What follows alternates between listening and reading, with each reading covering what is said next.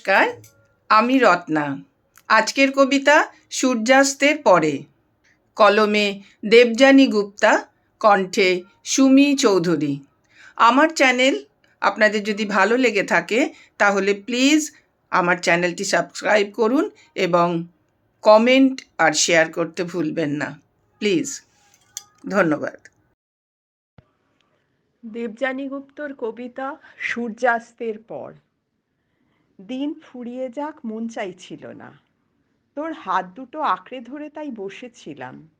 এক চিলতে কমলা ভালোবাসা আলো তখন ঘিরে রেখেছিল আমাদের। ধীরে ধীরে তা লালচে বেগুনি হয়ে হারিয়ে গেল নদী তীরের পাহাড়ের ও পিঠে। তুইও কখন যেন হাত ছাড়িয়ে হারিয়ে গেছিস সূর্যাস্তেরই পথ ধরে। আনমনা একাকী আমি, মুঠি খুলে দেখি তোর হাতের ওম আমার হাত জড়িয়ে রয়েছে তখনও, একই রকমভাবে চেনা আবেশে আবেশিত করে। কেন এমন হয় বল না, বল না কেন?